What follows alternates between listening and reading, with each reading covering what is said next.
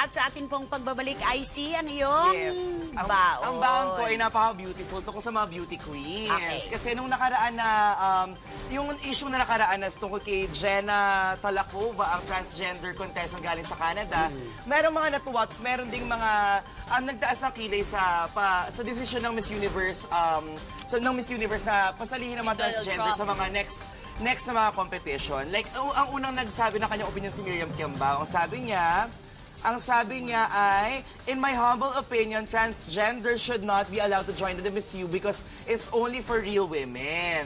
Alam mo, gas-gas na yung mga linyang yan ni Isabel Lopez, ni Miriam Kiambao, at pati si Shamsi, di ba, nagsabi na rin. Na marami din naggalit. Yes, marami na inis sa Miss Universe, pero merong isa na okay lang sa kanya na sumali ang mga transgender. Sino? Si Miss Gloria Diaz. Ah, Ang sabi niya, well, if the pageant says they are welcome, they are welcome. But the thing is, are they really going to allow them to win? And will the country with gay people represent them? But the country wants it, so do I. Kasi kapitalista si Donald Trump. Gusto niyang umingay siyempre ang kanyang pageant. Kaya siyempre ingay niya. Ano ingay niya? Anong take niyo dyan?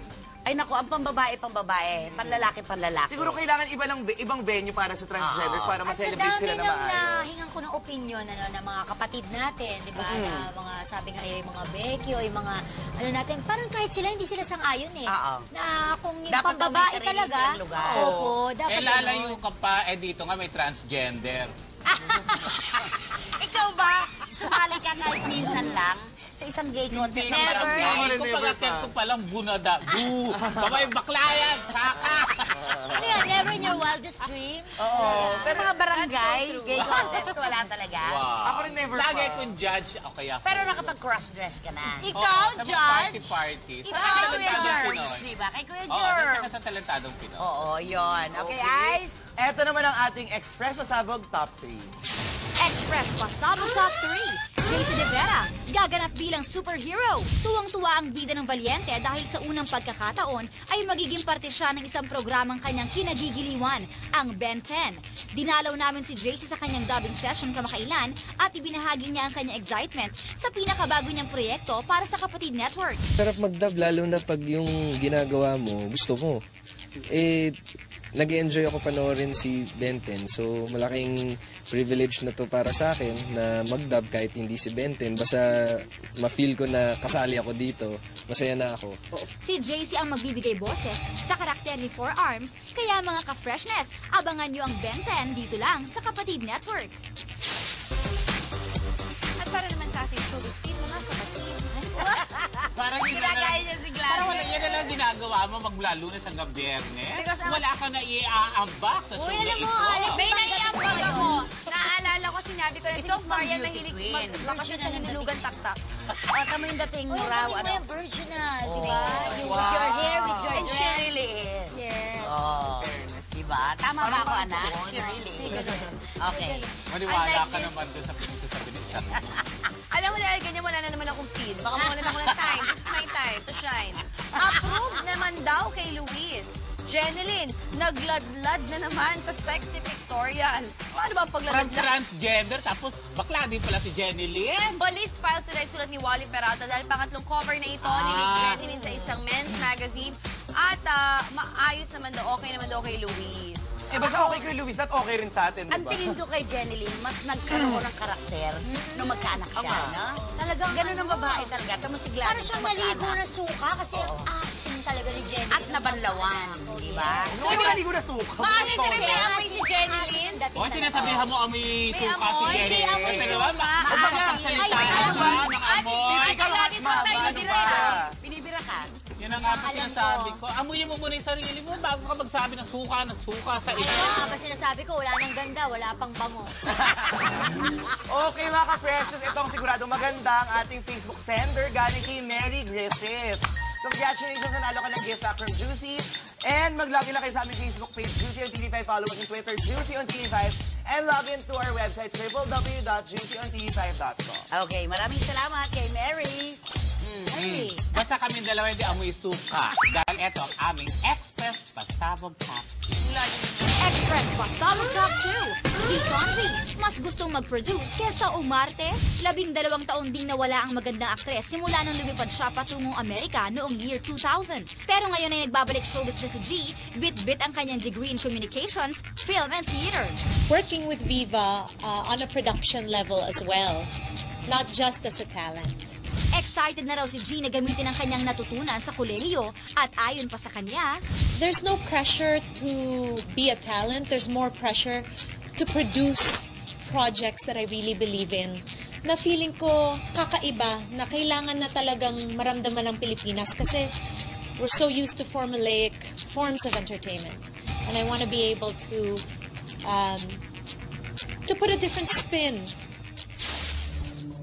Yes, at para naman po sa ating baon, Baitan? ganun na lang, yes. Para, di ba, tipid sa Oh, oras. Emma, ang ganda-ganda ng dress mo today. Salamat, of course, folded and hung. Correct. Anyways, noong Friday po ay nagkaroon ako ng chance na makakwentuhan saglit si Miss Venus Ra. So, papamagatan ko ang aking baon na Venus Ra, major in love. Ay, Okay, kasi pwede ang mapalad na lalaki. Naku na ito, kinonfirma niya na talaga sa akin. And alam ko, nagpa-interview na rin siya before, na si Andre Felix ay ang mapalad na lalaki. Talaga? Kilala ko siya. Ito yung Dahil Ito na- ni Jeneline Ni Jeneline Mercado. Mercado. Na dininay ni Ano ba na, Jeneline. na-link lamang kay Jeneline o talagang Pagkatapos nagkaroon sila ni Patrick Garcia, siya ang tumayong boyfriend at parang ama ng anak ni Jeneline. At nakita talaga natin ang kasiyahan sa mukha ni Venus at yung kilig niya habang kinukwento niya sa akin na oo, totoo na sila na ni Andre Felix at iba yung kaligayahan nga ang Ang lakas sa appeal ni pinudulot sa Andre, kanya. ano? Oo. At ito nga, Matalino, Nay. matalino. Kasi yung Umagang mga- kay ganda sila magkasama. Yes, feeling ko baka dun sila nagka-develop. nagka-close. At ito pa nga yun, Nairon, kasi magkaibigan din syempre sila ni Bianca Manalo, di ba? Na alam naman natin na si John Prats naman ang nalilink sa kanya o ang kanyang boyfriend, di umano, no? So parang sabi ko nga sa kanya, parang may common denominator kayo ni Bianca kasi mahilig sila sa medyo petit at hindi maliit. masyadong matataas sa kanila. Pero sabi nga, di ba, ay don't judge the book. Sabi. Kasi sabi nga ni Miss Melanie Marquez, By its cover, especially I have if you're not a Yes. judge. Sabi nga, di ba, hindi sa laki o sa liit yan, pero kundi sa puso, di ba? Kung At ano saka yung ibaba. kung yun yung lalaki para sa'yo, di go. Nakakawa si Andre Felix nung naging magkarelasyon si Jeneline saka si Dennis Trillo.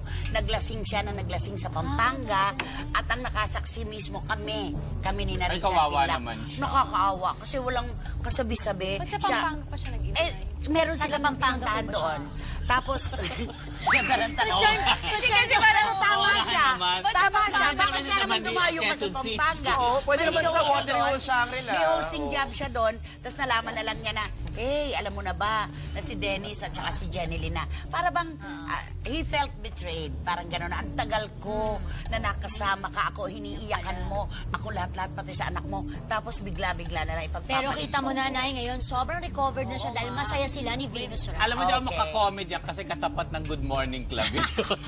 Eh ano naman, magkakaibigan naman tayong Ay, lahat. yes. So, Magkaka- di banggitin natin yung unang hirit. May issue ba sa Good Morning Club? May nagkakagustuhan? Wala naman. Ako, may Kayo daw kasama ni si Lucky. Paolo at saka si Martin. Nandun na. Ha? Ay, May crush sila sa... Baka si Lucky. Ba't parang gulat na gulat ka na eh? Baka si Lucky. Baka Am I Uy, si Lucky irresistible? na nanonood daw. Hi, Lucky. mag-iinom din sila sa Pampanga. Okay, Alex. Okay, ang akin naman pong baon. Ay! Yes. Papamagatan natin ang nagbabalik. may pamagat din. Ang pagbabalik. Dahil si Sam Milby po ay magbabalik na ngayong Mayo ayon sa kanyang kaibigan na si Miss Zay Alonso. Yun lang. Pero totoong nag-audition siya at natanggap naman, ano? Sa Kasi Hollywood. alam ko lang po. Alam ko na, hindi ko sure, tatanong ko later, Casey. Pero alam ko merong good news tungkol sa Oo, alam ko, Hollywood nakapasa career ni siya Sam Milby. eh. Alam ko meron eh, pero I think babalik lang siya dito for a special project. At totoo ba, Nay, nung nasa abroad daw si Hindi siya Sam, mag-stay. Yun ang ay alam doon ko, siya tumatambay kay Mo Twister sa place daw ni Mo. Sa New York? Pinupuntahan daw Ay, niya. bakit?